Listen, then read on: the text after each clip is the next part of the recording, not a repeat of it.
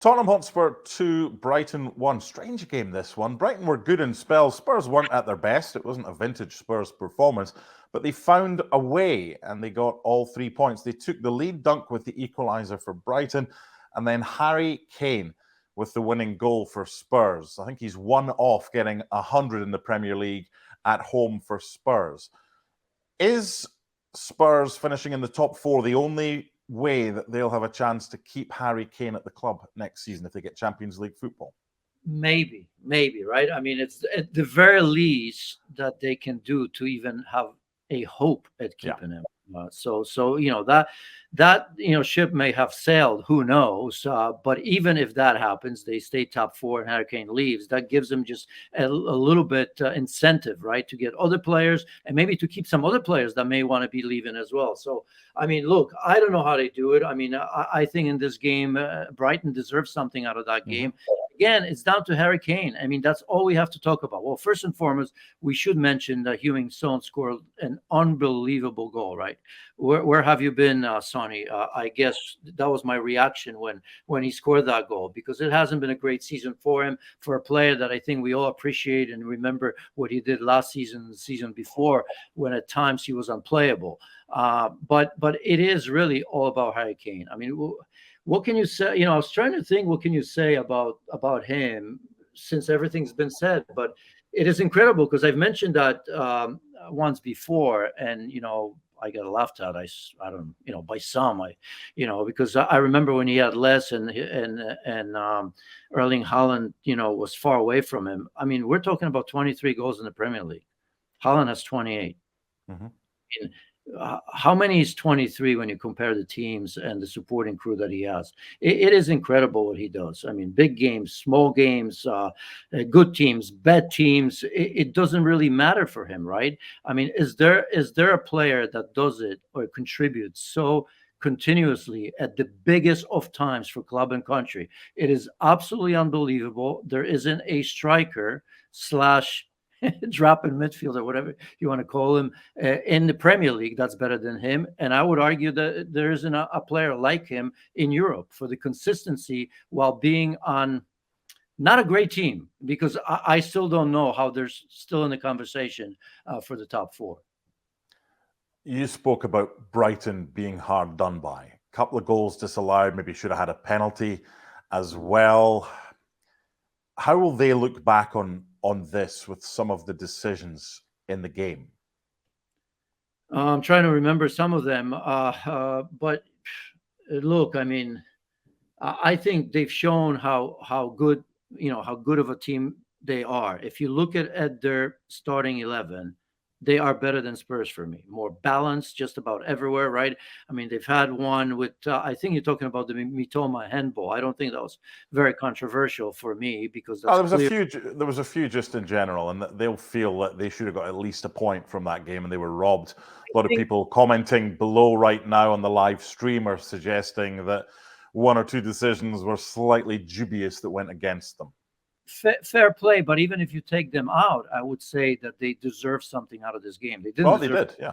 They were the better team for long periods of time. I mean, we see the typical Spurs team who are timid at home in particular, right? You can understand why they feel more comfortable playing on the break. They always have, it seems that way, at least for the last couple of seasons. But, at home, you always left wanting more. I mean, that wonderful stadium, so many fans. You're thinking to yourself, certainly Spurs are going to be the team that's going to take on the opposition. That wasn't the case. In fact, Brighton, for long periods of time, not only held possession, but looked the more dangerous team. So, yeah, I mean, could they've gotten a call here or there?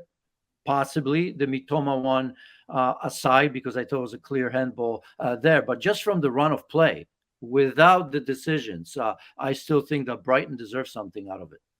You and I have covered Italian football for years and years. I don't think I have ever seen two managers kind of kick off before the game's even started. It wasn't even a lukewarm handshake beforehand. It was a kind of grab of the hand of Stellini by Zerbi, and then he said something that simmered throughout, and Zerbi wasn't happy when Mitoma's goal was chalked off. There was a bit of backwards and back and forwards, and then both found themselves sent to the stands by the official after the fourth official had just had enough. Italian passion, but for it to happen before a game has even started was something that was rather new to me. Yeah, it's tough to speculate because, we're going live here right Sure. after the game. I'm sure something will come out soon enough for what it may or may not be. Obviously, Cristian Stellini, just an interim coach, just came into it.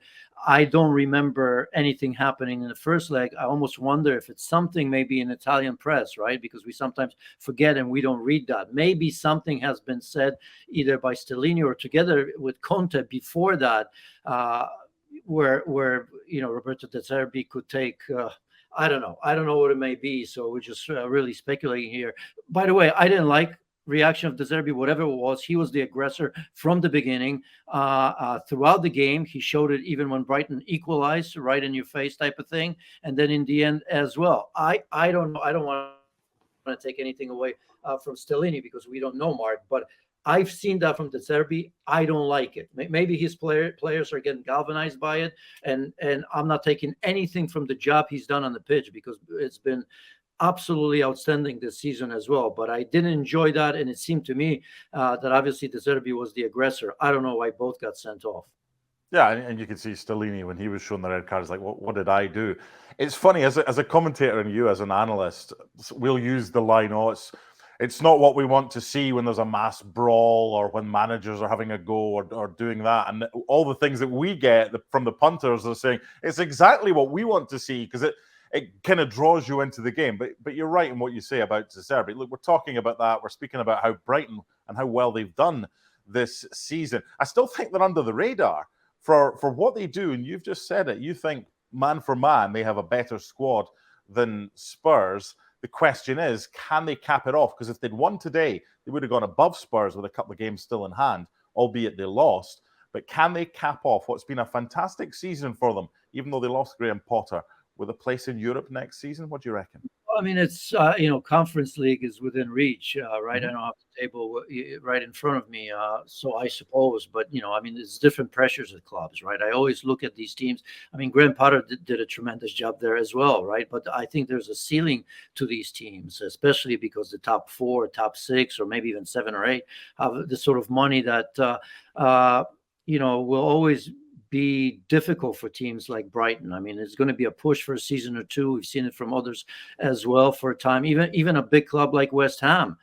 Look, I mean, not long ago they're up there, right? I mean, they're in Europe and now they're fighting relegation. So it's great for Brighton. They're always going to be selling 1 or 2 or 3 key players as well. They have a great scouting network as well, so they'll rebuild that and they'll maintain. I suppose if you look at Brighton, you'd like to think that if this continues, they'll always be part of Premier League, at least for the foreseeable future. But when you look at pressure at Spurs and pressure in Brighton, it's totally different. Thanks so much for watching ESPN on YouTube. And for more sports highlights and analysis, be sure to download the ESPN app. And for premium content and live streaming, subscribe to ESPN Plus.